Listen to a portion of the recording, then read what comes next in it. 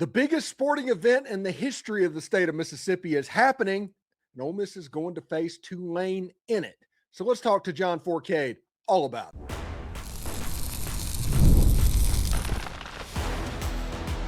You are Locked On Ole Miss, your daily podcast on the Ole Miss Rebels. Part of the Locked On Podcast Network, your team every day. Welcome to the Locked On Ole Miss podcast. I'm your host, Stephen Willis, a 10-year veteran member of the national media and former Ole Miss staff member as well.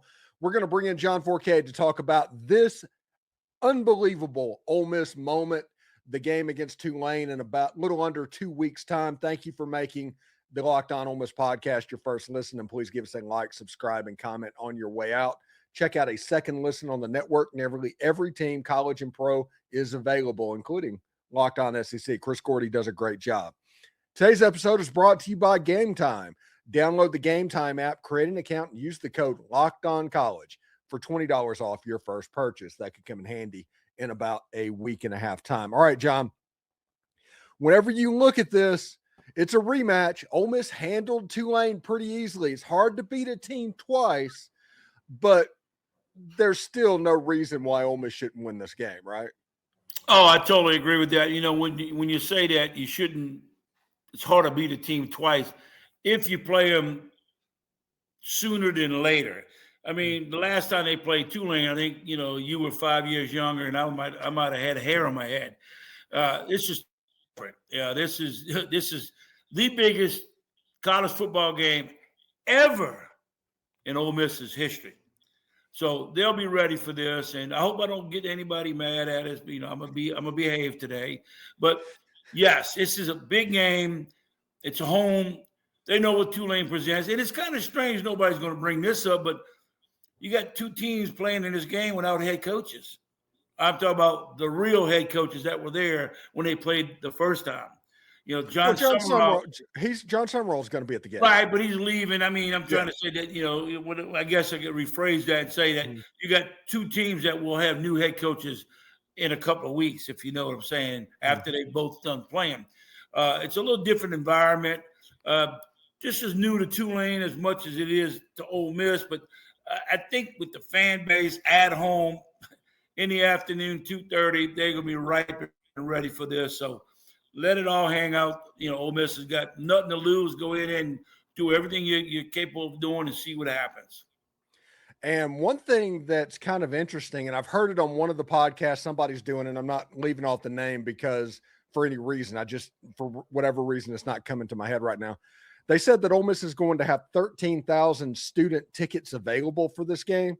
And during the regular season, there was only 10. So an extra 3,000 students are going to be allowed in this game, which means there's a solid chance, I think, that Ole Miss breaks 70,000 in this game. Well, I mean, whatever. Yeah, they should have a butt on every seat. They got a butt on every seat. It's got to be well over 70,000 people there. You know, giving extra tickets to the student body, students is great. But, you know, hopefully they'll stick around to the second half to see what they missed, you know, while they leave and head back to the Grove because it's an afternoon game. The crowd has got, I mean, what do you get, 5,000 Tulane fans there, about all they're going to get ticket-wise? 3,500. Well, I was being nice and stretching them to 5, but that's still a bad number for them to come in with 3,500 Tulane tickets, but that'll be rocking and rolling. You know, I'm going to get my 2 tickets, you know, so I'll be there. I don't know what nosebleed section I'll be at, but I guess I'll work my way down and try to purchase 2 tickets that are, you know, less walking and more, you know, more cheering. You know, that high nosebleed, that ain't for me. It's too far to walk. Yeah, you need to get on the Game Time app where you can get your $20 off your first purchase, and they'd take care of you. Well, we got a deal worked out with former players, and I know. I'm gonna donate to the cause, and you know. Yeah. Membership has its privileges with the M Club, right? Okay. Well, it ain't gonna be cheap tickets, but it's gonna be you know, good enough to, you know, gotta sit comfortably nice, and we'll go from there. Yeah, it should be really fun. And in this game, you know, I've been talking about for the last week or so that I think that Ole Miss needs to break out and go full Johnny Vaught in this game. Numbers on the side of the powder blue helmets and traditional Ole Miss all the way down. And since you're playing Tulane would have been in the conference at that time. Correct. So it could be a true throwback type game. I know that Tulane at one point in the last couple of times they've come to Oxford, they had Greeny on the side of their helmet, their throwback to the 1950s. Oh. This has a chance to be an absolutely gorgeous uniform game. It depends on what they're wearing. I mean, if I don't know what color tops they're going to wear, what color bottoms they're going to wear. You know, are they going to wear the powder blue helmets for sure? Yeah, what I think is going to happen, and this is what I think, is it's probably going to be a red jersey and gray pants. And then I'm assuming the powder blue helmets. Okay, that's the old Archie days. Yeah. All right.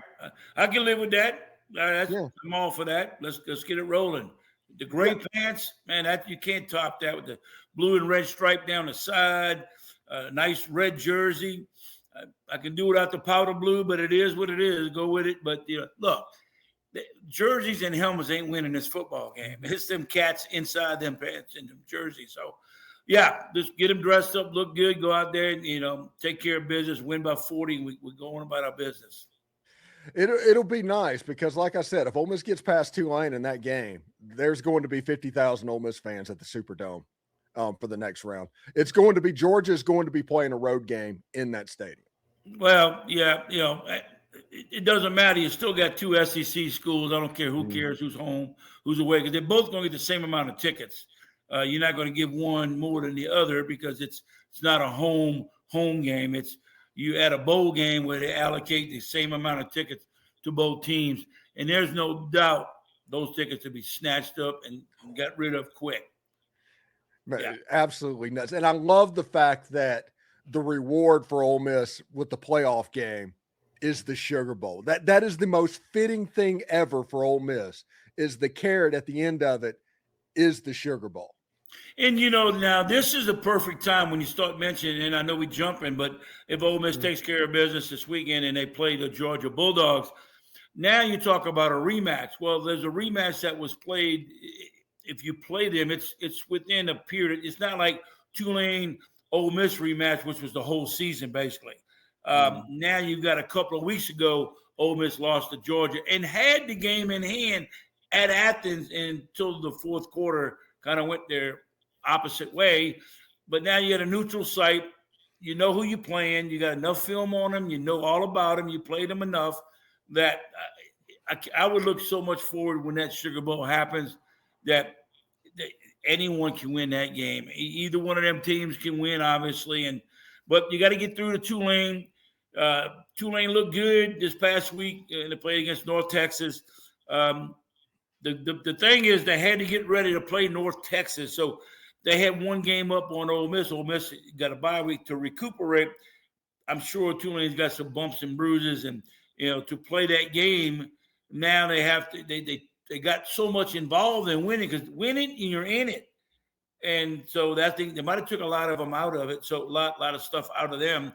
And then Ole Miss is saying, hey, we took a week off. We relaxed. We got through the Lane Kiffin issue. We're mentally prepared. We're ready to roll. And I think you'll see a dominating team from Ole Miss. Yeah, I think Ole Miss is going to come out pretty hot as well. Anyway, when we come back, we will talk some more with the legend, John Fourcade, about the Ole Miss Tulane game, the college football playoff, and all of that stuff. Should be really, really exciting. But first, the World Cup is coming back to North America for the first time since 1994. And with 48 teams, for the first time ever, it's going to be absolutely massive. But let's be honest, getting tickets, that's usually the hardest part. That's why Game Time and its app is clutch, finally giving fans a real advantage when it comes to snagging seats. With Game Time, you can track price drops in real time, get alerts when a great seat's open, and buy tickets the moment they hit the app. It puts the power back in your hands and makes going to the World Cup realistic instead of impossible. You pull up the app, the layout makes it so easy to scroll through the matchups and compare the seat views. Pick a game, tap a section, and have your tickets locked in within minutes. No confusion, no hunting for fine print. So take the guesswork out of buying World Cup tickets and every match, concert, and event with Game Time. Download the Game Time app, create an account, and use the code LOCKEDONCollege for $20 off your first purchase. Terms apply. Do us a favor, like, subscribe, and comment on this video. Subscribe to the podcast on whichever audio podcatcher you're listening to and give it a 5-star review. It costs absolutely nothing, but it helps keep all of this free.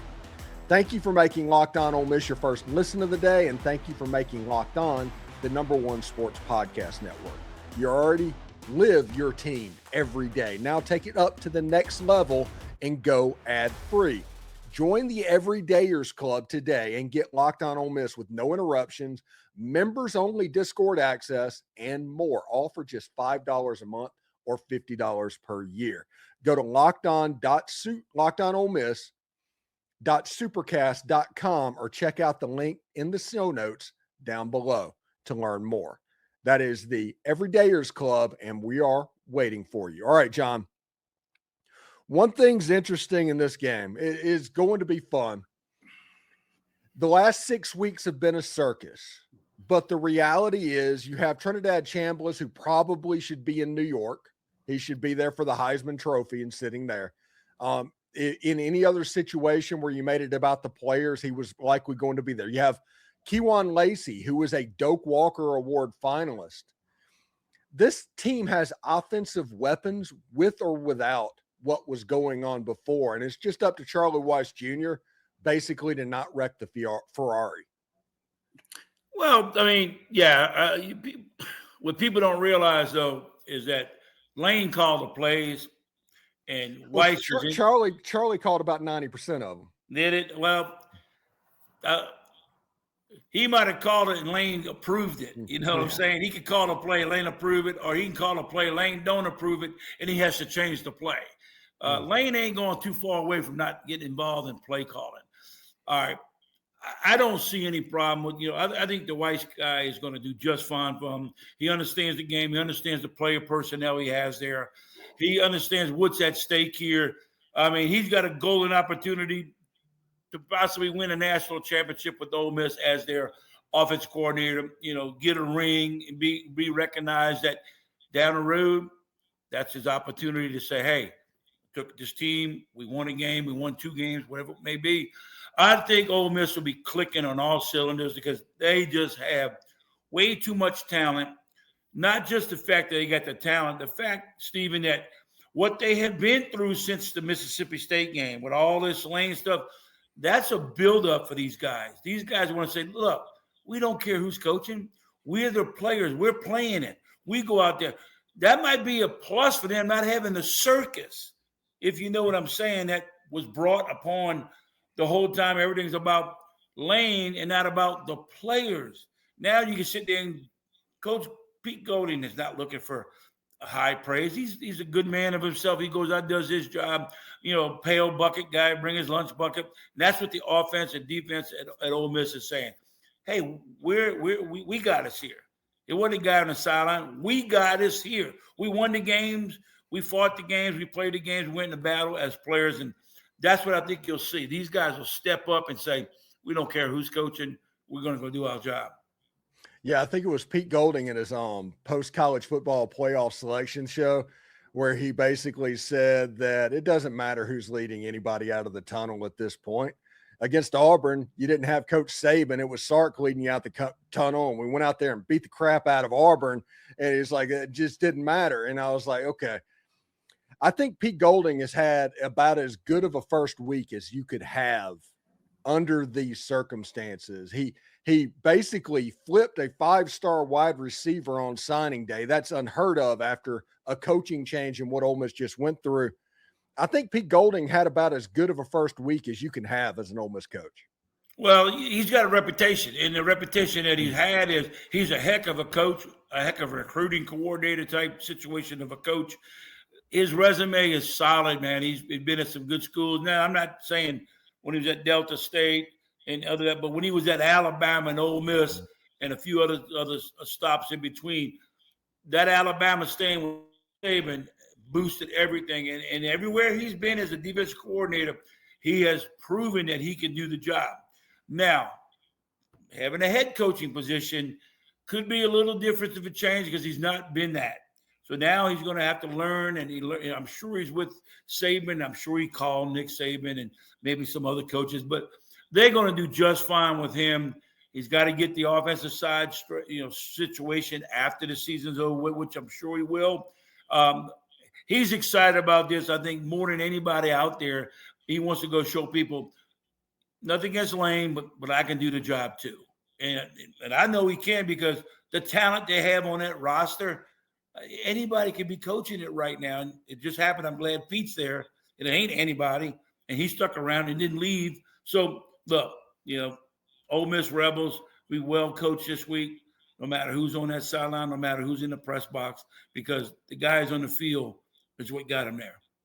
Yeah, and the thing that everybody needs to remember about Pete Golding, this is a guy that when he was a defensive coordinator for Texas San Antonio, yes, that one, the Roadrunners, he got on a whiteboard and basically interviewed with Nick Saban and walked out of that building, the defensive coordinator of Alabama. That should tell you everything you need to know. Well, he's a great X's and O's guy. We know that.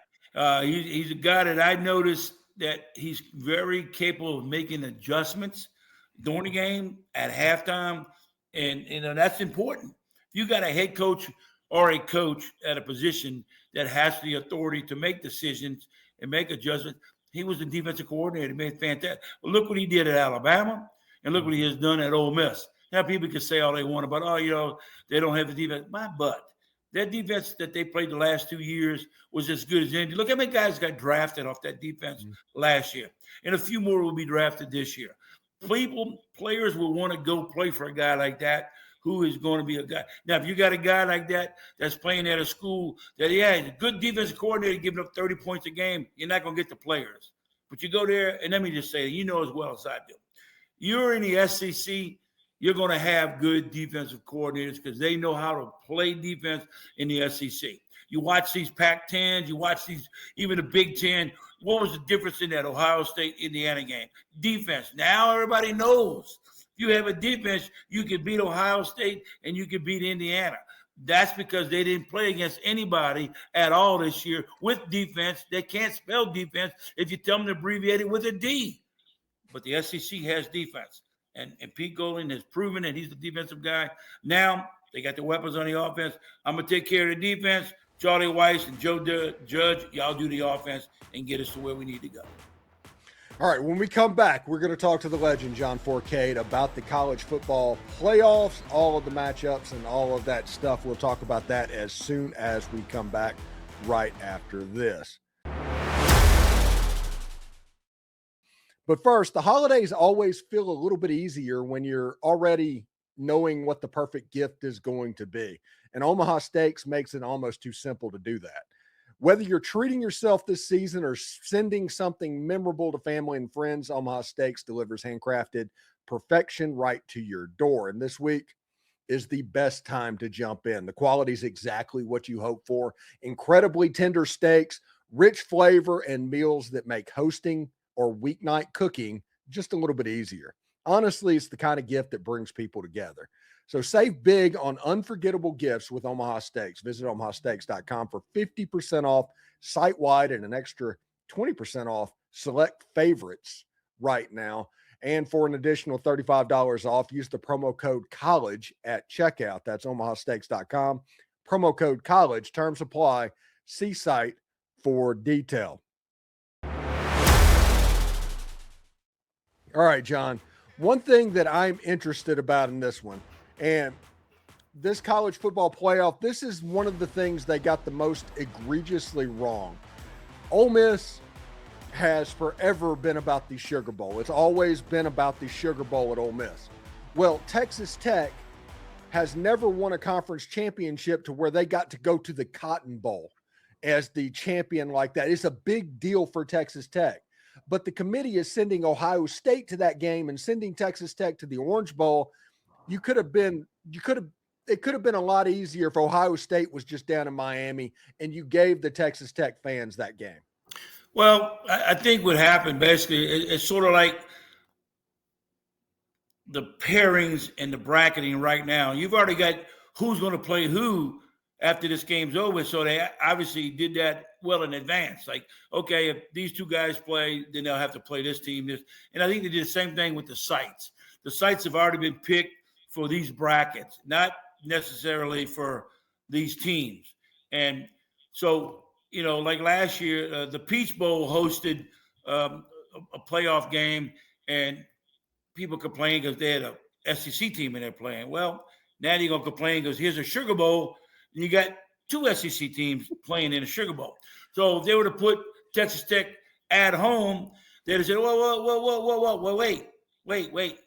The winner of the Miami A&M game goes to the Cotton Bowl, and if it's Texas A&M, it's in their backyard. So, I mean, you can't please everybody. If you're going to do it, they've done it how they've done it. And, it's going to come to that way. So nobody – look, Notre Dame ain't even in it. They at home. They ain't even going to bowl game. You think they're worried about who's representing where they'll play anywhere. But, look, it could have been Alabama's got to go to the Rose Bowl. What would have happened if Ole Miss wins this weekend, play Georgia, and they're going to the Rose Bowl?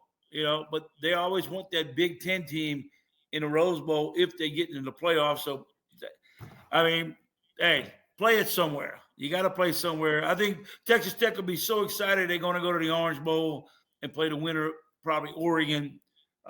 Oregon's got a long way to go from Oregon to Miami. Texas Tech goes from, Lubbock to Miami or Fort Lauderdale, wherever they play in that game. But, hey, I don't think anybody cares. I don't think anybody cares where they go. But I understand the home field advantage you can have with it. What are you going to do? There's really no home field down in Sugar Bowl because both teams are in the SEC.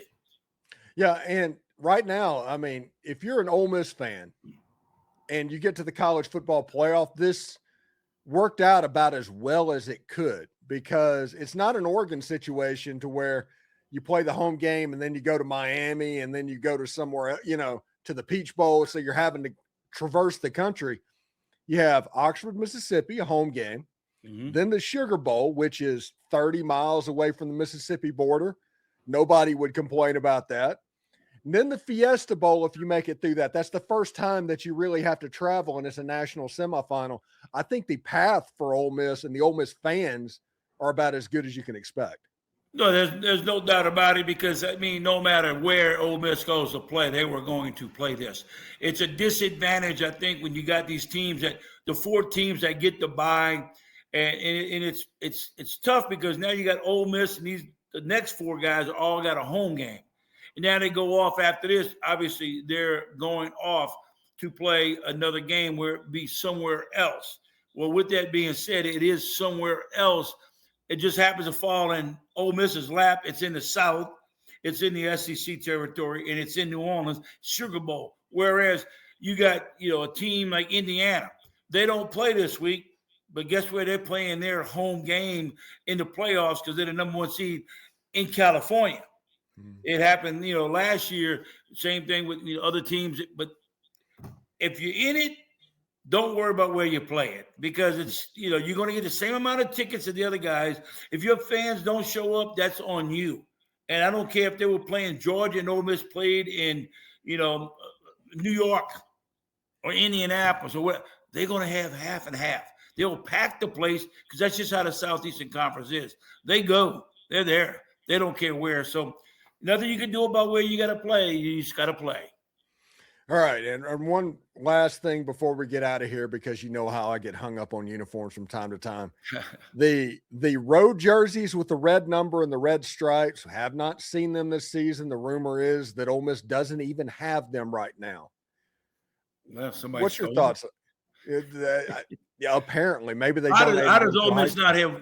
You mean they don't have the road jersey, the normal road jersey that you wore? The white with the red numbers? Mm-hmm. I don't know why they don't have that. They used to have white with the blue, white with the red when I played. Then they had blue with the white numbers, red with the white numbers, and we had the gray pants. And then, correct me if I'm wrong, but you said that Georgia is not the home team in the Sugar Bowl. Georgia is. They are. I'm talking about as far as people in the stadium. Oh, yeah. Oh, yeah. It'll be even. And as far as jerseys and colors, the all white don't look bad when you wear it, but Georgia's going to wear their red. Yeah, So it's Ole going Miss to be has just to like wear that. the white. Ole Miss will wear white. Please don't come in here with that white and powdered blue stuff. I'm gonna go nuts for it. Dark blue if you're gonna wear the jersey number, or find the white get them printed up, make them now. It doesn't take but a day to get it done. Get overnight shipping or something. Does Amazon deliver tomorrow? Get it done. Let's get it done. But they'll look good. I don't think they care about what color they're wearing. If they get to the Sugar Bowl and let them play, they can play buck naked. Who cares? Yeah, I've always been a fan. One of the most underrated jerseys that they have worn was actually one that started when Hugh Freeze was the coach, and that's the Navy helmet with the white with the red numbers and then the white pants. I think that's a great look. I'm good on that. White on white. Ole Miss's white on white stand out the way they just for whatever reason. I'm not an all solid guy like blue on blue. I just can't stand all red, all blue, all black. But all white stands out.